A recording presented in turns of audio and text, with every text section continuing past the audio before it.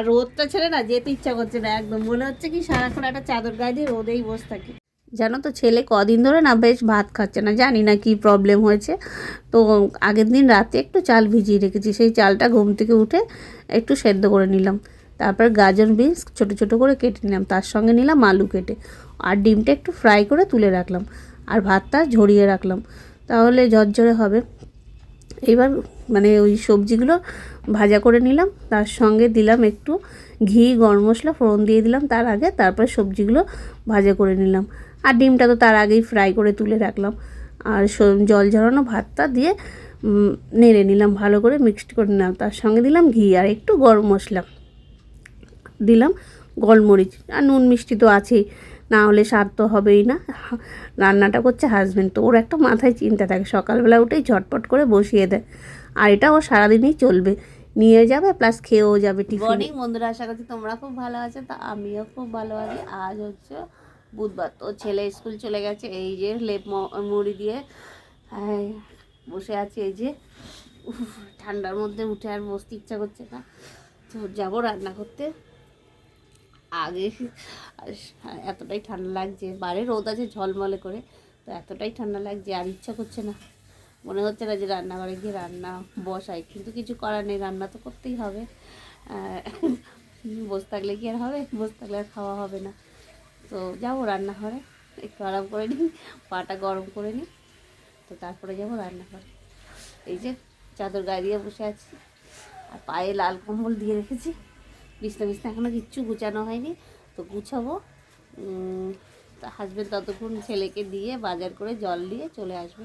চা খেয়ে এবার মানে রোদে বসেছিলাম, তো রান্না বান্না হয়ে গেছে কমপ্লিট, তো হাজব্যান্ড চলে গেছে, এইবার তো রান্না বান্না ওই মা কিছুটা করলো, আর আমিও ওই হাফটা করলাম একটুখানি, তারপর মাই বললো পুরো রান্নাটা, তো যাই হোক।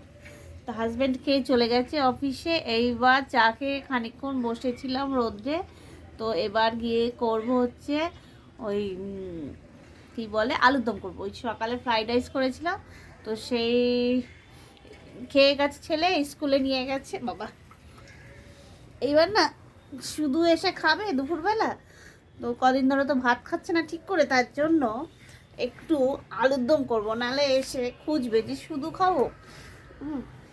তো আর জন্য একটু আলুর দম করবো, আলুটা সেদ্ধ হয়ে গেছে, খাটে বসেছিলাম, খাট থেকে নামলাম আস্তে আস্তে করে, তো যাচ্ছি আলুর দম করতে, আলু সেদ্ধ করে রেখেছি, আর রোদটা ছেড়ে না যেতে ইচ্ছা করছে না একদম, মনে হচ্ছে কি সারাক্ষণ একটা চাদর গায়ে দিয়ে রোদেই বসে থাকি, এইরকম ভাব লাগছে।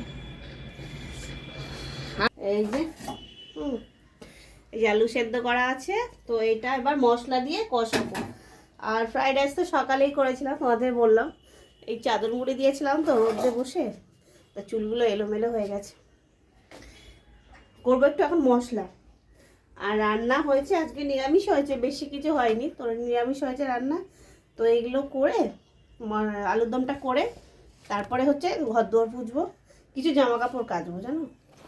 তো এই দেখো ঘর দুয়ার পুরো পরিষ্কার করে দিলাম, চাদর ফাদর তুলে, চাদর ধুয়ে মানে ভিজিয়ে রেখে এসেছি, চাদর তুলে না মানে সার্ফের জলে ভিজিয়ে রেখে এসেছি, আর এখন এই যে লাঠি দিয়ে ঘর পুছছি, তারপরে স্নান করবো জানো তো, এরপর যা যা কাজ আছে সেগুলো সারবো, তো দেবো একটু শ্যাম্পু মাথায়, আর না শীতের মধ্যে না বেশি মানে ওই গরমকালে কি দুদিন ছাড়া ছাড়া ধরো শ্যাম্পু দিতে পারি, আর শীতকালে না সেটা আর হয়ে ওঠে না, বসেই পুছতাম আগে হাত দিয়ে, তার স্টিকটা এনে দেওয়ার পর থেকে এখন এটা দিয়েই সুবিধা হয়, এক এক সময় পুছি হাতে যখন একটু মন চায় ভালো লাগে, তাতে কি বলো তো নোংরাগুলো না আসে, আর লাঠিতে না আসে না চট করে নোংরাগুলো, তাও তার আগে একটু ঝাড় দিয়ে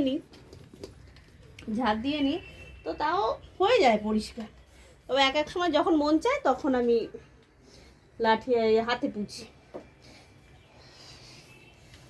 আর ওই যে বললাম শীতকালে তো খুবই মানে সবসময় জলে হাত দিতেই ভয় লাগে আর কি, জলে হাত দেওয়ার আগে চিন্তা করে নিই জানো তো, এটাই শীতকালটা এটাই কষ্ট, ওই জলে হাত দেওয়া আর কিছু না, তবে একটু হাওয়াটা কম থাকলে না শীতটা কম লাগে, আর যেদিন একটু জোরে হাওয়া দেয় সেই দিন যেন বেশি হাওয়া লাগে, সে হাওয়া লাগে শীত লাগে। কই গেলি? কি খুঁজছিস? এসে খাবার খুঁজছিস? বাতাসা খুঁজছি, দাঁড়া হাত পা ধুয়ে বাতাসা ধর। কৃমি হবে বেশি খেলে, পেট মোড়াবে।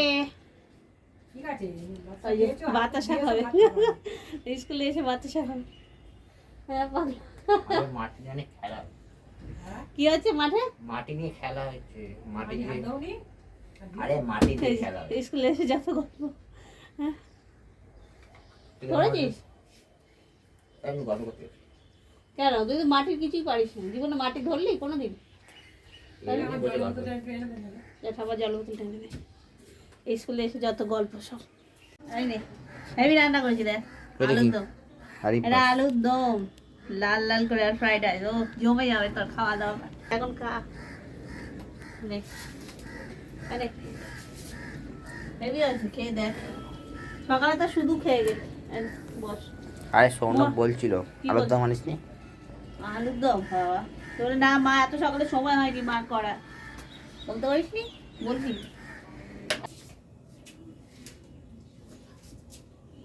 কটা বাজে এখন? 9টা বাজে বাবা, অনেক রাত হয়ে গেছে আজকে।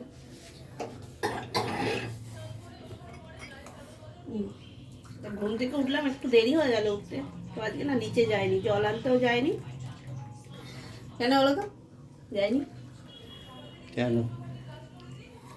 কারণ হচ্ছে ঘুম থেকে উঠে না বসেছিলাম কম্বল গায়ে দিয়ে। বাবা চাটা একটু টানালে মানে ভালো হতো, করা হতো। অনেকটা চা হয়ে গেছে, অনেকটা হয়ে গেছে, 2 কাপ হয়ে গেছে। করা হয়নি চাটা ঠিক, চাটা না পাতলা হয়ে গেছে, একটু চা পাতা। তারপরে ওই নিচে গেলে একটু দেরি হয়ে যাবে, তাই জন্য আর গেলাম না। চা পাতা দিই জানো তো, ওই জন্য মানে এই হয়ে গেল, পাতলা হয়ে গেল ঠিক। একটু আনতে পারতো ঝাল ঝাল কিছু, খালি সারাক্ষণে মিষ্টি মোয়া শীতের। শানু খেয়েছে বাবা? শানু খেয়েছে? ভালো লাগলো বাবা? মাকে দিলে? হ্যাঁ দিয়েছ। কাজুটা হেবি,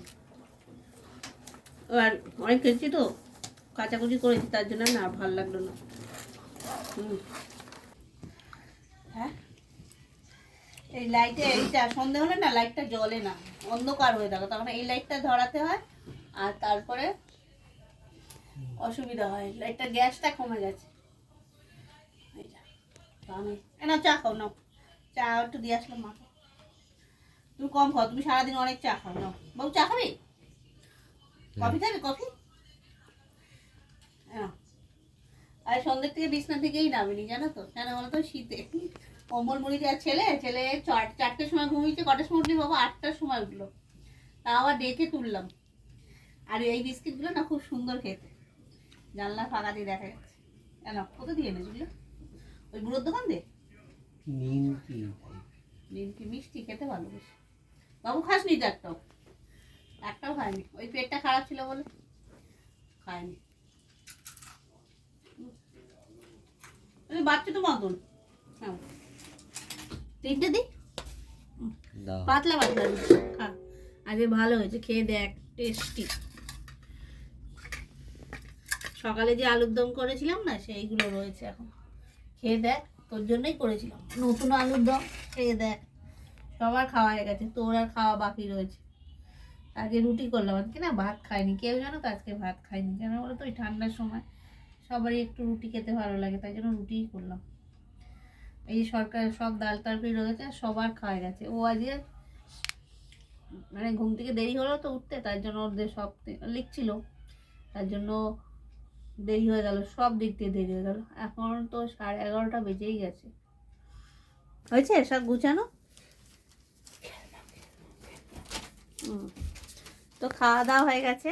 খাওয়া দাওয়া হয়ে গিয়ে এইবার করলাম হচ্ছে রুটি। আজকে কেউ না রাত্রে ভাত খাইনি জানো তো, তো ঠান্ডা পড়েছে তো সবাই বললো রুটি খাবো, তো রুটিই করলাম, সবাই রুটি খেলো।